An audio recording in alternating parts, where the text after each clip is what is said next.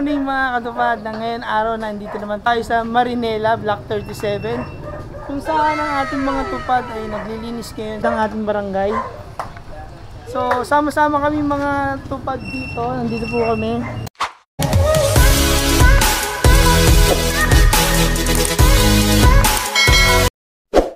Muli maraming salamat po Congressman Natalie Boyd Gonzales at maraming salamat po kay Kapitan Lito Sernal at salamat po sa aming coordinator na si Ma'am Minda at saka po tulong din Barangay Sisid Canal. Maraming salamat po. A few moments later. So ayan na nga po mga katupad, andito kami sa Block 37 sa Marinela. Dito kami naglilinis kasama ng gabay ni Barangay Kagawa Salvador ang aming coordinator si Ma'am Minda. So ayan, kitang-kita niyo po. Nilinis po namin ng lugar. Tulong-tulong po kami pasa-pasa para po mas mabilis po ang trabaho sa paglilinis dito po sa Block 37.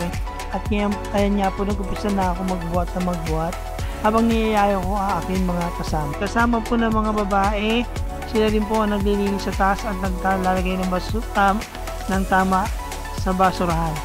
So masayang-masaya po kaming lahat habang kami ay naglilinis. Kasi lahat po kami dito ay nagkakaisa. Ayan, kita nyo naman po kung gaano kaganda ang aming coordination at disiplina sa bawat isa. Ayan po. Kita nyo po, wala po kaming tigil ang kabubuhat hanggat ito po ay hindi pa natatapos.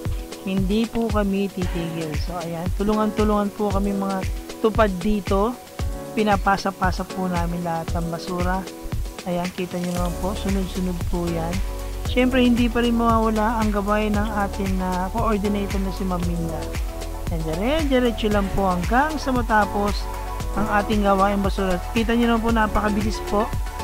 Yan, kung tulong-tulong po talaga kayo, mas pabilis po matatapos ang ating trabaho. Ayan. Ayan po. Sige, buhat po ng buhat. Buhat lang ng buhat. Oh, ayan, dami. Kita nyo naman po kung gaano karami ang basura. Wala po kaming tigil kabubuhat hanggat hindi po ito natatapos. Ngayon ito po kasaya sa tupad po. Kaya maraming salamat po sa ating Congressman Natalie Boyd Gonzales sa namumuno ng ating barangay, Kapitan Lito Sernal, at sa iba pang ating mga kagawad. Kundi dahil po sa inyo nagkaroon kami ng opportunity na makatulong sa ating barangay. Wala po akong ibang masasabi po talaga kundi maraming salamat po. Sana tuloy po magpatuloy pa ang mga ganitong proyekto ng ating government dito sa Mandaluyong City. At maraming salamat din po sa DOLE dahil din po sa inyong coordination ay marami po kayong natutulungan ng taong bayan dito po sa Barangay Editionil sa Mandaluyong. Maraming salamat po.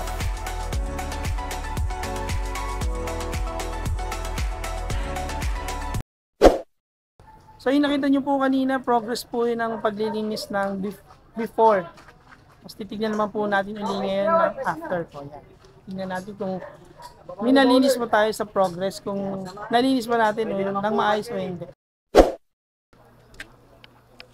So mga katupad, mga kabarangay, nakita nyo naman po ang... Sige po ma'am.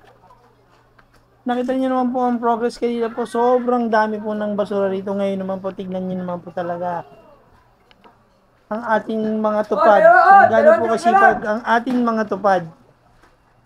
Nalinis po lahat ng basura rito sa kapaligiran. Dito sa Block 37 po. Yan guys, tapos na kami. Natapos din namin. Yan, dito po namin nilalagay yung mga basura. Ayan po, dito po namin nilagay yung mga basura ng maayos. Yan, dito po namin nilagay yung basura ng maayos. Pagdating po ng Barangay Sisid Canal, ayusin po nila yan, dadaling po nila sa tamang tapunan.